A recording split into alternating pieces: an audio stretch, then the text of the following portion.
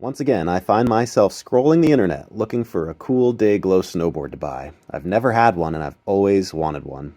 This Solomon was about as close as I could find within a reasonable budget, and unfortunately it just really doesn't seem to cut it. There's a strip of color on the side there, but it's really not that NightGlow. So I decided to turn to something more inspirational. The cars from the Fast and the Furious. Those cars had a ton of glow, and I wanted to get some. These cars are sick. And I really like the green Eclipse that they drove in the first one. My plan is to take that car with the Underglow, plop my snowboard on top of it, remove the background, and remove the car, and what I'm left with is a snowboard that has Underglow. So let's go on the internet and buy parts.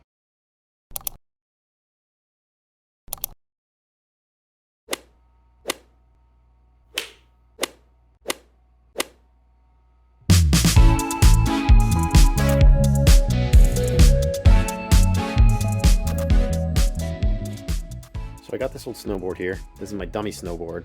And what I'm gonna do is I'm gonna try and drill a hole most of the way through this, but not all the way through this. And I'm gonna try and do it in this orange bit right here. I want the base to stay intact, but I wanna try and drill like 90% of the way through this to see if I can get the LED to light up the base. So let's get set up and see if I can do that.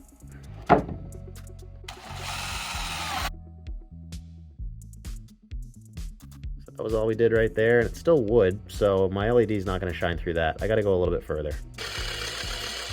That looks like we might have hit something a little bit different. It kind of looks like wood, but it's a little bit clearer. Just like I feared. That's the brad point on that bit right there, poking through. I did buy a ball nose end mill. This one was just my practice piece, but let's see if a light will shine through that.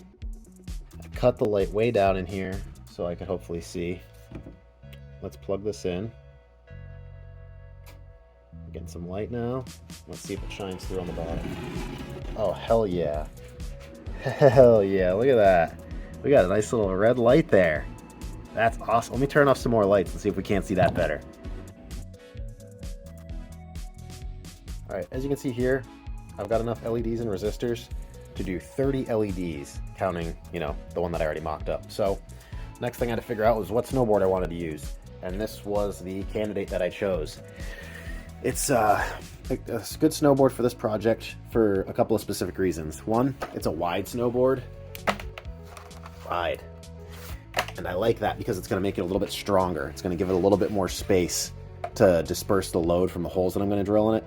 Now, I know that there's like holes for these, for the base plate mounts in the snowboard. It's kind of this, I mean, those are bigger holes than what I've got, but I'm trying not to drill as many holes as possible to reduce the strength of the board. The second reason why I picked this board is on the underside, it actually has a lot of red, and that's what I want to light up. I want to light this stuff up. I think that'd look really cool. And it also has a lot of red in the middle, which I like. It doesn't have so much on the spots on the board, the nose and the tail, that are going to have a lot of pressure from flex and stuff like that. Another reason this board was an excellent choice for this project is it's broken anyways. I don't remember when I hit a rock with this or whatever, but I kinked this board up probably a decade ago, and I've just been holding on to it for something like this. So this is a perfect donor board, and it's super unassuming from the top, so it doesn't even really look like there's going to be anything special going on. So next steps here is going to be figuring out where I want to drill all my holes on the bottom, marking that out on the top, and then drilling all of the holes. Alright, check this out. So I got all of my tape on here. Each one of these dots is a hole for my LEDs, and I did this in a very scientific way. I basically would pick the board up, see where there was some red with one finger, try and trace it with my other finger, lay a piece of tape, and then mark my dots where I wanted them. I'm trying to keep them all in the center of the board. You notice there's nothing on the tip or the tail. I thought about doing this strip here, but I was like, nah, that's just going to break the second I hit the slopes. Hopefully this isn't too many holes. There's 27 holes here, so we'll have to see what happens with that. I'm obviously going to have to take it easy when I start riding, but I think it's official. I am ready to start drilling.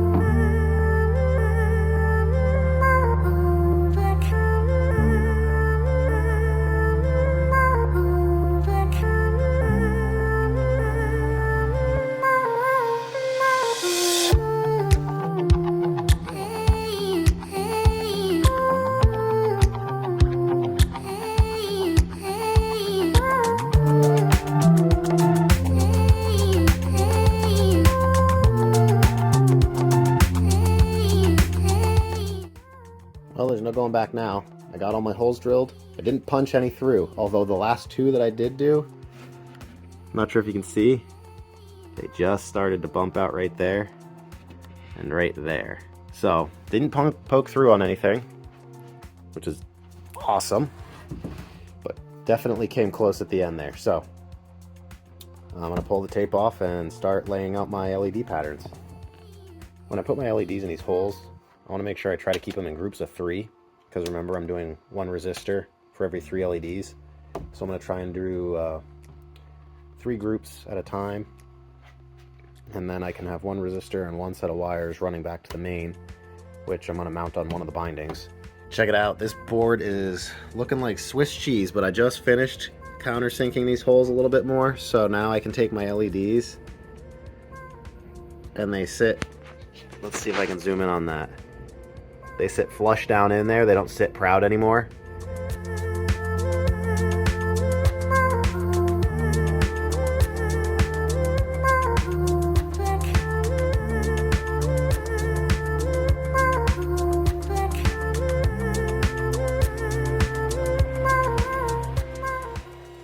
There we go, that's roughly the position that they're all going to go in. So I'm going to be using hot glue to hold these in. I think that's going to give me the most strength and a little bit of flexibility in the board, so that I'm not using something too rigid like a hard set epoxy or something like that, because I don't have any kind of soft epoxy that I could pour into these. So I'm going to put a dab of hot glue in each one of these holes, and I'm going to replace them with the LED, and then I can solder them in. Well, the hot glue didn't wind up working. It was a little bit too thick, and when I would try to push the LEDs in, they would just sit on top of the glue and it had nowhere to go. So I wound up pivoting after a couple to this stick fast. It's like super glue, but I think it's called CA glue. Yeah, you can use the activator on it and it'll harden up immediately. I haven't done that yet, but I just put a dab on each one of these and stuck them in, and then I just kind of filled the top, and I'm letting it drain down around each one of the lights. So I'm gonna let that go for just a minute, and then I'll hit it with the activator, and then I can start wiring.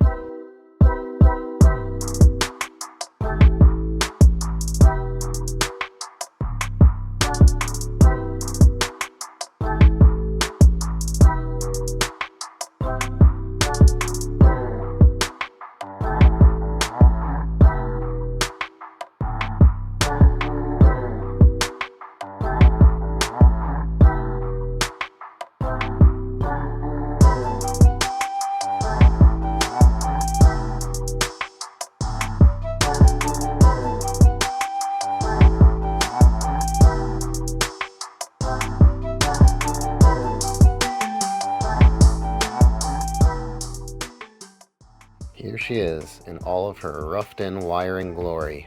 Obviously I haven't heat shrunk anything yet. I'm going to do a test first, make sure that it works, and then I'm going to heat shrink all the heat shrink I have. And then I'm going to try and figure out a way to kind of seal this stuff up a little bit so that it doesn't get too bugged by water. But let's come over here and grab the battery.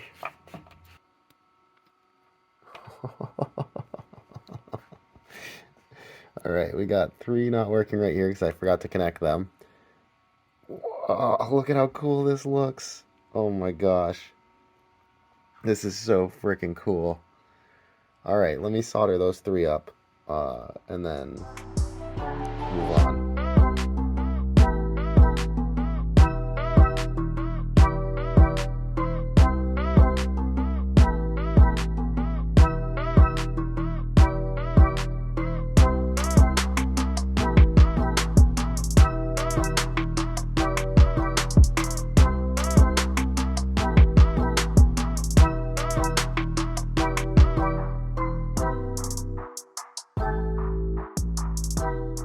I was just about to start sealing everything up on this board, and I ran into a problem that I should have seen. These wires are pretty much exactly where my binding has to sit. If you see this circle, that's where the base plate mounts on this. So that means this binding is going to sit pretty much right on top of all of that. I have a couple of options, I guess, to try and solve this problem. First and easiest would be just to bolt it right on top of that. And that has kind of 2 issues. 1, the binding's probably not going to sit super flush. And 2, I'll probably crush the wires in the LED bumps that are sticking out underneath. I mean, these LED bumps I can't do anything about. They are there permanently. Option number 2 is that I can take my Dremel and route out a little path for the wires, at least, to run. And I think that's the way that I'm going to go, at least for these big ones. I might be able to get away with these little metal wires, but I am going to probably desolder these wires from the LEDs and pick them up, and then I can take my Dremel and just cut little grooves wherever I need to for those paths to run, and then I can see how this thing sits on there. So let me do that.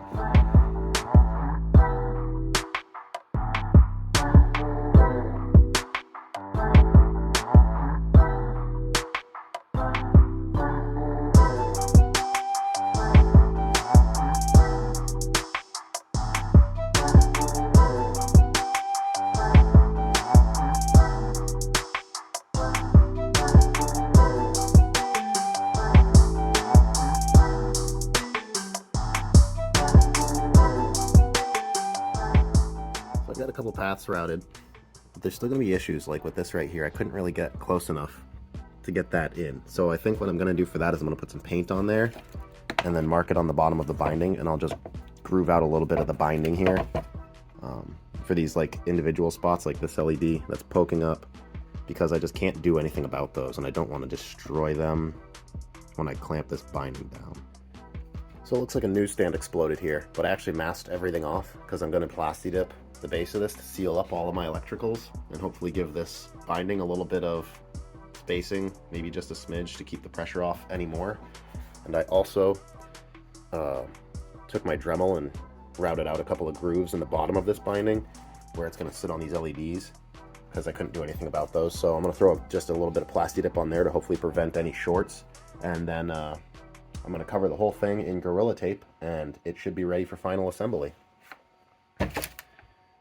Here she is back from getting all sealed up. You can see I got everything coated up in plasti dip and Gorilla Tape, just like I said. So I did a bunch of layers of plasti dip on just the bare contacts under here, and then I covered everything in a few layers of Gorilla Tape, and then I dipped over that Gorilla Tape to try and seal up any loose seams that might let water in around here.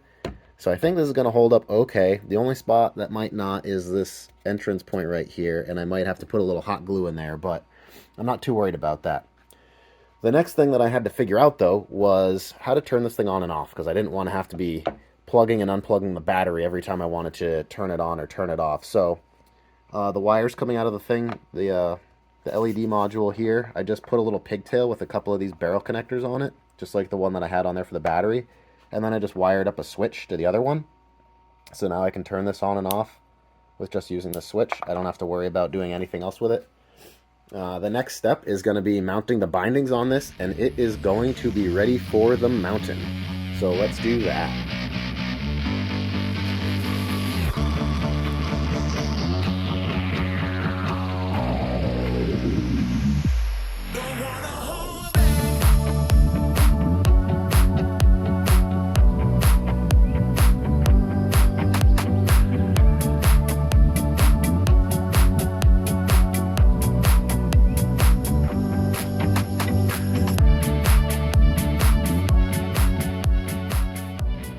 Everything's bolted down. I cranked down this rear binding just to see if the LEDs would work underneath, so we're going to check that in a second.